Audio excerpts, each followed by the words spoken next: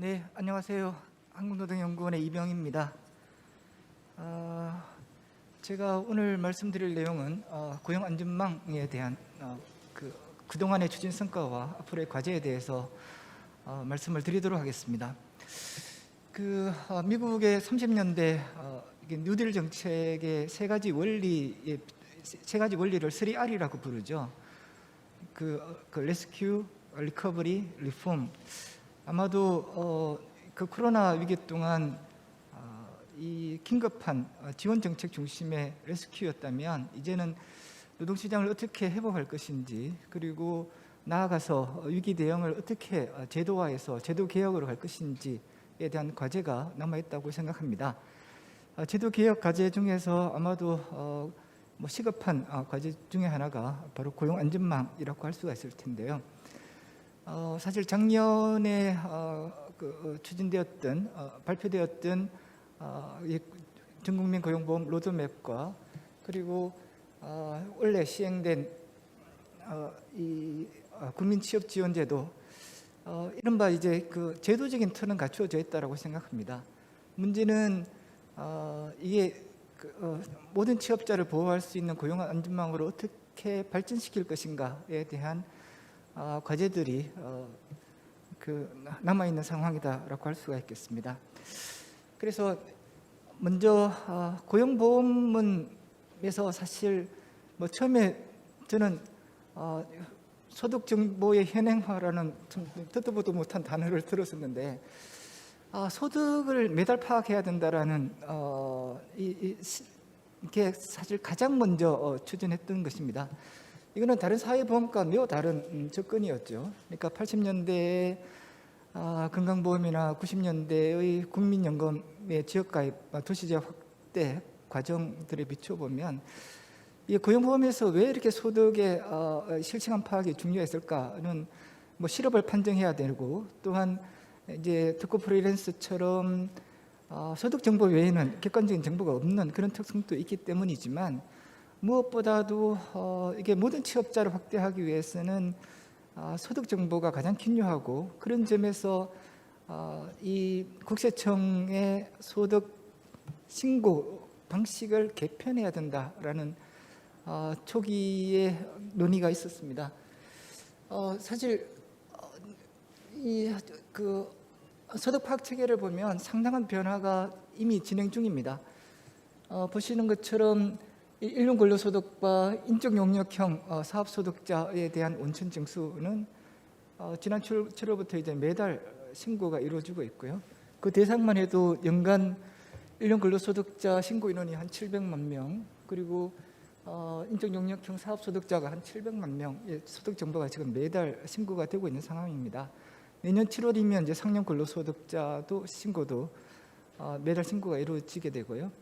그러니까 원천 징수되는 모든 소득은, 노동소득은 이제 매달 신고가 이루어지고 있다는 겁니다. 이 방대한 소득 정보, 이 그로스로 보면 한 3천만 명에 이르는 소득 정보가 이제 매달 신고가 이루어지고 있고요.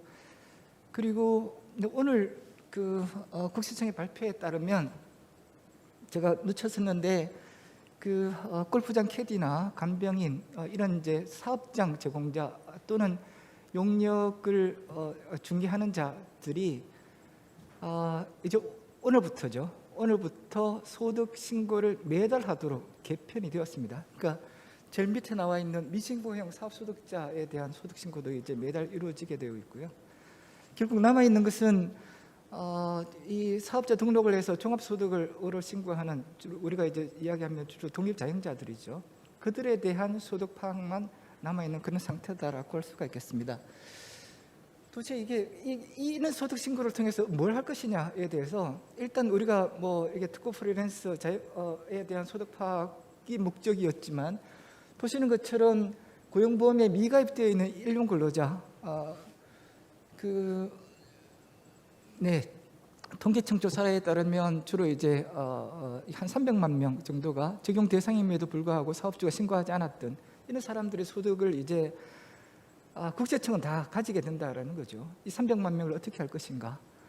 또한 이제 원천 징수되는 이 근로소득, 사업소득이 이제 매달 들어오게 되면 이 공적연금에서 이제 특히 국민연금의 납부 예외자, 지금 여기는 80만 원, 월 기준으로 80만 원 이상 소득자 규모를 따진 건데 한 260만 명 정도는 월 평균 소득이 있음에도 불구하고 국민연금을 안 내고 있었던 것이죠. 물론 이 80만 원은 고용보험에서 특고 기준 소득 기준이고, 뭐 이 국민연금에서 일용직의 경우에 직장 가입자로 가입하려면 복지부에서는 그걸 220만 원으로 하게 됩니다. 그러면 뭐 규모는 당연히 줄어들겠지만 어쨌든 이렇게 보험료를 안 내던 소득자가 이제 다 드러나게 되는 상황입니다. 그리고 건강보험에서 직장 가입자의 피부양자로 등록되어 있는 사람들 가운데에서 월 평균 80만 원 이상의 소득자가 300만 명이 넘는 이런 상태라는 거죠. 그러니까 이게 고용보험만이 문제가 아니라 결국 사회보험 전체적으로 이 미가입자들의 노동소득이 이제 다 드러나게 되는 그런 상황입니다. 그래서 우리가 지역가입자의 절반이 국민연금에서는 보험료를 안 내고 있는 상황이고, 건강보험 직장가입자의 피부양자 가운데서 40%는 일을 하고 있는데도 사실은 건강보험료를 안 내고 있는 상황이었던 거죠. 이 문제를 어떻게 할 것이냐. 결국 이 공적인 소득 정보가 각 공단으로 넘어가게 되면 이거를 적용을 안 시킬 방법은 사실 없는 거죠. 그러면 적용하게 되면 당연히 보험료를 부과하게 되고, 이 고용보험만이 문제가 아니라 사회보험 전체적으로 적용과 보험료 부담을 둘러싼 갈등은 굉장히 커질 수가 있겠다고 생각합니다. 그래서 이걸 원칙대로 이렇게 뭐 다 할 수 있는 것은 아니겠죠. 결국 저는 대규모의 사회보험료 지원을 어떤 형태로든 결합해서 실질적인 보호와 보호를 주고 혜택을 주고 가입 유인을 높여야 된다고 생각합니다. 두 번째는 전국민 고용보험 하면서 사실 여러분들이 이 임금노동과 자영노동 간에 이 사업주가 이것이 있거나 사업주가 애매해서 사업주는 묻지 말자라는 이야기들을 많이 합니다. 해왔습니다. 저는 지금 이 국회 입법조사처에서 나온 자료들을 그림으로 보여주고 있는데, 근로계약을 기피하고 이런 노무계약으로 전환하게 되면 이 사회보험료 차이만으로도 당연히 노동비용에서 10% 차이가 발생하죠. 우리가 이런 종속 자영을 쓰는 사업자 가장 큰 이유가 바로 이런 노동비용의 문제인 측면이 있고, 그 상당 부분은 이 사회보험의 차이라고 할 수가 있겠습니다. 결국 사업주를 따지지 않게 되면 이런 고용구조의 왜곡을 방치하게 되는 상황이다라고 할 수가 있겠고요. 사실 예술인 작년 12월부터 예술인 프리랜서에 대한 고용보험을 적용하고 있는데, 예술인 프리랜서는 그냥 일반 프리랜서보다 고용관계가 훨씬 더 복잡합니다. 그러니까 이렇게 매니지먼트사가 있고 제작사가 있으면 도대체 사업주가 누군가, 그리고 이렇게 이제 작가가 웹툰 작가가 보조 작가를 쓰게 되면 이 사람은 고용주인가 아니면 예술인 프리랜서인가, 이런 문제들을 사실은 이미 다 따지고 있다는 겁니다. 사업주 특정의 문제를 사실 예술인 고용보험 적용에서 상당 부분 실험을 했기 때문에 사업주 특정 가능성은 그렇게 어렵지 않다고 생각합니다. 그리고 플랫폼에 대한 고용보험은 이제 내년 1월부터 적용이 될 텐데, 현재의 법은 이 노무 제공 계약에 사업주가 있거나, 대개는 영세한, 이제 음식 배달 같으면 이렇게 영세한 사업주가 되겠죠. 아니면 이제 카카오티처럼 이렇게 플랫폼의 직접 사업주이거나로 한정이 되어 있는데, 그러면 플랫폼 사업자의 경우에는 기본적으로 노무를 단순 중개한다라는 게 기본적이라는 게 깔려 있는 거라고 생각합니다. 하지만 이 작년에 이 플랫폼 조사에 따르면 이렇게 이 노동 과정에 개입을 하거나 또는 성과 평가를 하거나 또는 가격 결정에 개입하거나 이 플랫폼 노동의 90%는 사실 플랫폼 사업자가 다 개입을 한다라는 거죠. 그러면 이 플랫폼 사업자에게 응당한 고용보험의 책임을 부과할 필요가 있겠다라고 생각합니다. 그리고 지금 이제 이 고용보험은 앞서도 이야기가 나왔지만 고용보험에는 특별한 말이 없습니다. 노무제공자란 말이 있고, 다만 시행을 하는 과정에서는 산재보험의 특고에 준해서 적용을 하고 있는데, 문제는 이 여전히 이제 특고처럼 운영하게 되기 때문에 계속 오분류의 문제가 발생하게 된다라는 겁니다.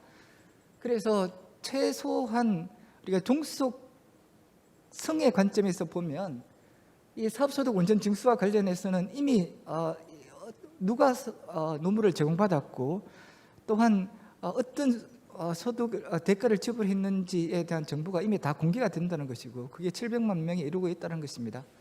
결국 이 노무 제공자에 대한 고용보험을 어떻게 확대할 것인가라는 그런 과제가 남아 있습니다.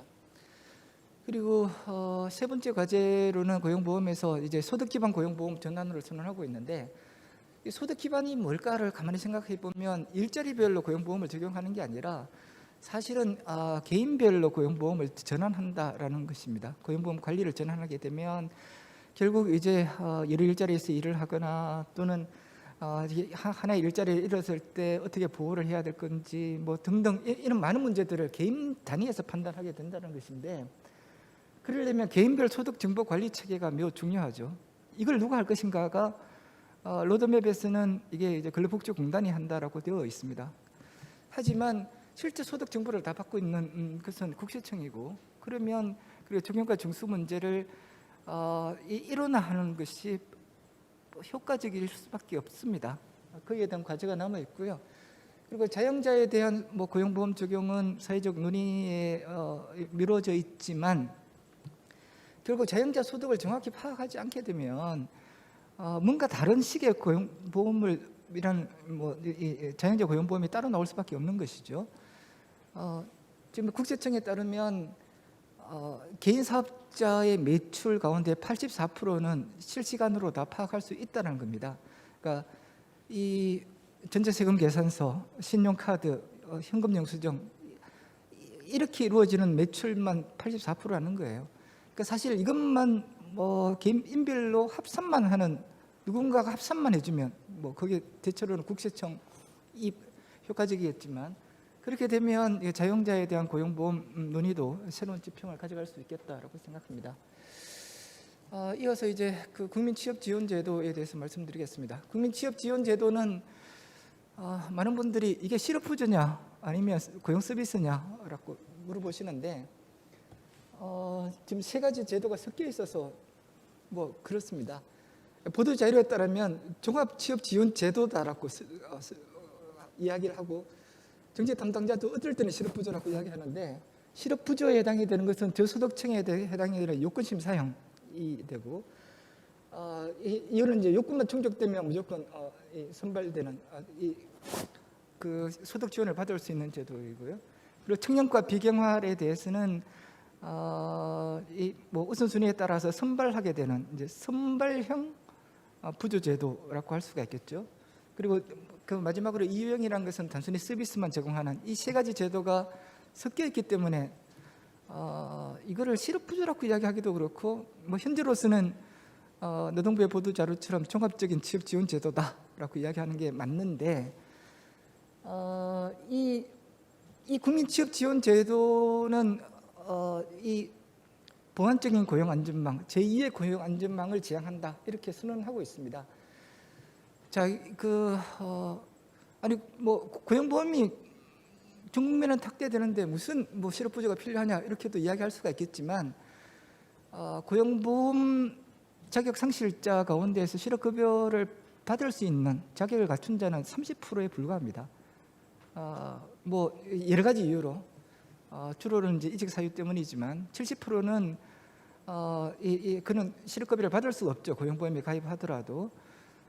근데 이제 문제는 그런 나머지 사람들 가운데에서 30% 가까이는 이제 장기 구직 상태, 장기 실업자로 이제 가게 되는다라는 겁니다. 결국 고용보험이 확대되더라도 어떤 형태로든 이런 실업부조적인 성격의 고용 안전망은 필요하다라고 할 수가 있겠습니다. 이제 이 당초 제도는 원래 64만 명을 대상으로 실시하도록 되어 있는데 아마도 64만 명을 달성하기는 제가 보기에는 어려운 것 같고, 아마 그것은 이 탄력적으로 이렇게 요건을 조정하지 않았던 거라고 생각합니다.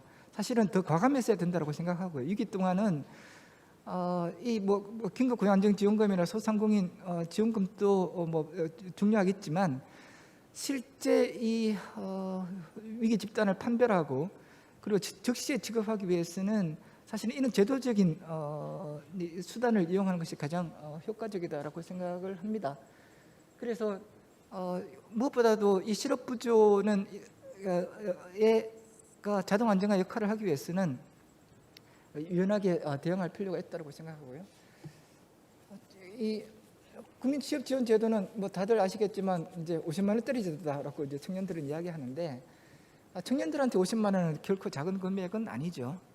지금 이 통계청 자료를 갖고 가구원수별로 기준 중위소득 60%와 평균 가처분 소득 그 차이, 뭐 이걸 편의상 빈곤 갭이라고 부릅니다. 빈곤 갭으로 부르면 1인 가구의 경우에는 이 40만 원보다 언저리지만 그 2인 가구 이상은 다 이렇게 많죠. 외국의 경우에 뭐 실업부조는 다 당연히 가구 단위에 지원을 하고 있습니다. 문제는 이제 이렇게 될 경우에 그냥 50만 원 정액급여가 이 청년들한테 주로 들어오니까, 지금 구직 촉진 수당을 받는 사람들의 한 60% 이상이 사실은 청년들이 차지하고 있는 매우 기현상이 발생하고 있는데, 1차 소득자가 참여할 수 있도록 하기 위해서는 구직 촉진 수당을 이 가족 구성에 따라서 현실화 시켜야 된다고 생각합니다. 그리고 구직 촉진 수당 이제 고용 회복기에는 이제 소득 지원의 역할이 아니라 결국 뭐 탄력적인 고용 회복에 기여하기 위해서는 액티베이션이 필요하고, 사실 국민취업지원제도는 우리나라 법에 수급자의 권리와 책임이 법조문에 명기되어 있는, 제가 알기로는 그 유일한 법이라고 생각합니다. 그 원리에 따라서 운영될 수 있도록 해야 되는 것이죠. 그러니까 실업부조는 이제 스스로 하기가 어려운 취약계층이기 때문에 사실 그런 관리와 개입이 필요할 수밖에 없다라고 생각합니다. 그걸 위한 많은 노력들이 필요하리라고 생각하고요. 지금 현재 종합적인 취업지원제도는 2차 고용안전망으로서의 성격을 보다 강화하기 위해서는 저는 서비스만 주는 제도를 이 틀 안에 계속 가져가는 것은 곤란하다고 생각합니다. 예를 들어서 이 구직 촉진 수당을 받는 이제 그 청년 선발형이라는 게 있고, 그다음에 수당을 못 받는 단순히 훈련만 참여하는 이제 이 유형이 있는데, 문제는 이게 동일한 위탁 기관에서 동일한 상담사가 찾아오는 순서대로 어떤 사람은 수당을 주고 어떤 사람은 그렇지 않은 거예요. 근데 수당을 주는 사람들에 대해서는 이제 뭐 이렇게 많은 의무를 부과를 해야 되고 한데, 이게 현장에서 창구에서 운영하기가 굉장히 어렵다라는 거죠. 그래서 그 종합취업지원제도를 저는 고용안전망으로 개편해야 된다. 이 유형은 그냥 서비스로 떼어내야 된다고 생각을 합니다. 또한 지금의 이 고용안전망에서 이 저소득층, 그러니까 요건심 사용 가운데서 절반이 청년이에요. 청년들이 왜 들어오냐 하면 그냥 부모와 세대가 주민등록이 다르면 그냥 손쉽게 그 요건심 사용으로 들어올 수가 있습니다.